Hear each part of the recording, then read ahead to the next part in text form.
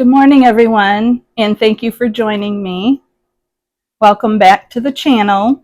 This morning, I'm going to be doing something a little bit different, so I will not be in this setting. I will be in a different setting. So stay tuned to find out where I go.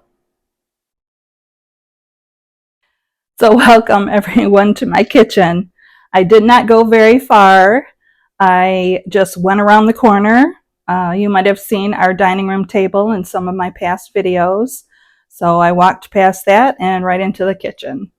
Today I'm going to be sharing a chocolate chip cookie recipe that my husband just adores.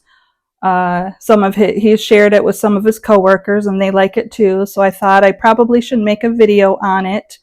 I will put the recipe in the description.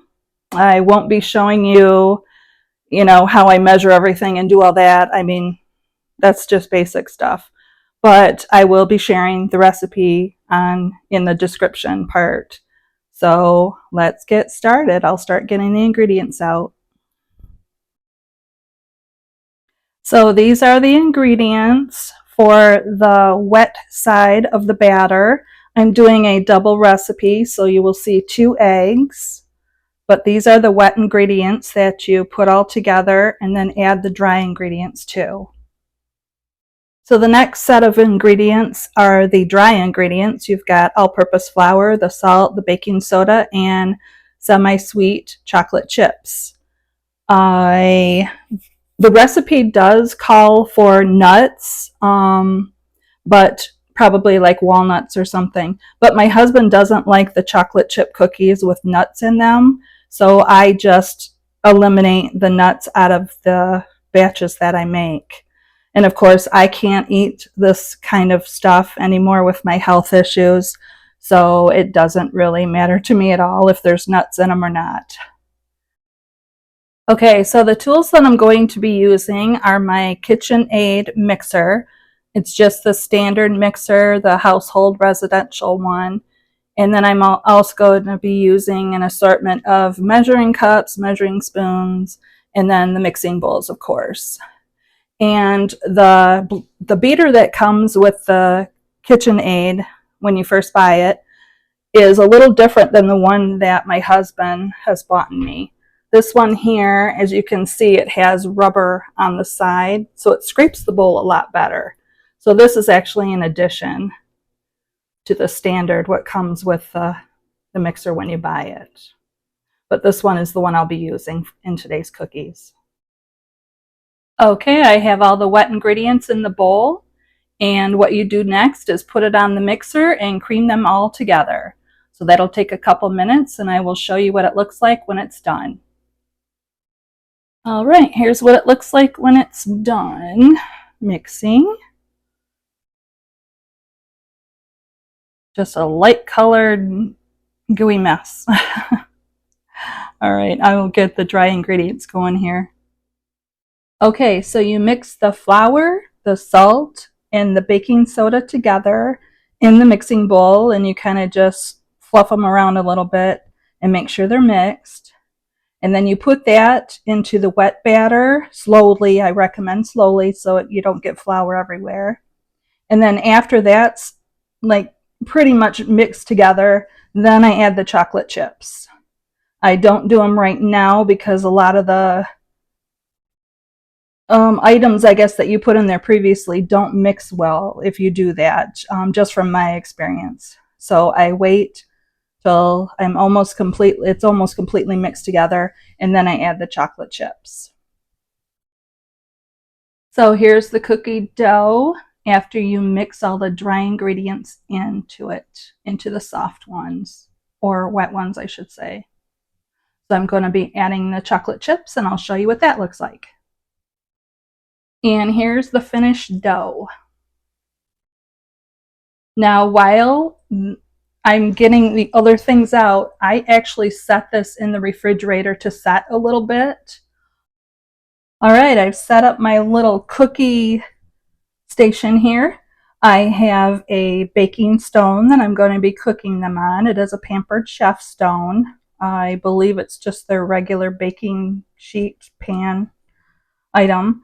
I do have a piece of parchment paper on top of that just because it's easier to take them off of the cookie pan with the spatula if you have a parchment paper between there.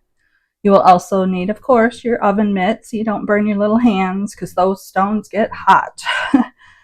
And then you'll need a spatula and a cooling rack. I set them on the cooling rack, and as I'm, I guess, rotating each batch, putting them on, once I put a fresh batch onto the cooling rack, I take the old one, not the old ones, the ones I previously baked, and put them in just one of these storage containers. And it keeps them fairly moist, you know, so they don't get rock hard. He doesn't like rock hard cookies, my husband, so I tend to undercook them probably, but then I do let them sit on the pan. When I pull them out of the oven after each batch is done, I cook them for 11 minutes. I bake them for 11 minutes. I take them out, set them on. There's actually a hot pad underneath the cookie sheet right now, but I put them on that hot pad, and then I let them sit for another minute before I remove the cookies and put them on the cooling rack. And then as I'm getting the next batch, I'll get the batter out of the fridge, the dough, and then I'll pop them on the pan and then put it back in the oven and do, you know, the next for 11 minutes. And then when that one's done, I remove the cookies from the cooling rack and put the new ones on, or put the new ones on and then remove, whichever I am in the mood for. So I will start that process, and when I get a batch made, I will show you what they look like.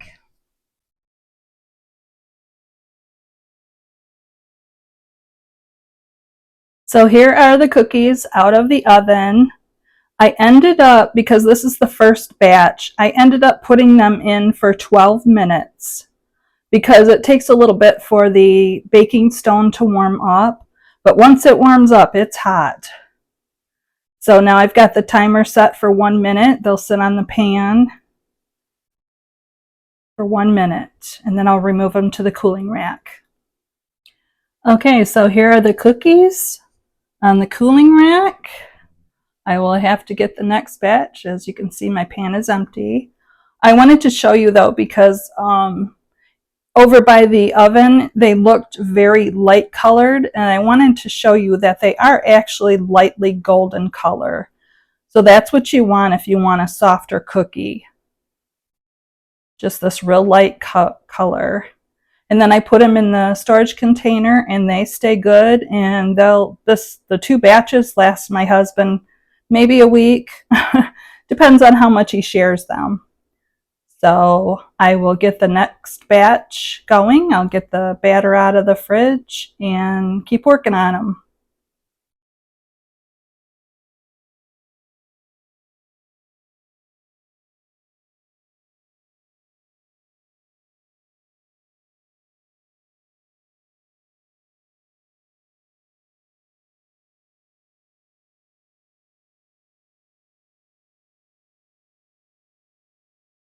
Okay, everyone, so the cookies are all baked. I ended up with 4 batches of the 15 cookies, and then one last little batch of just these 6.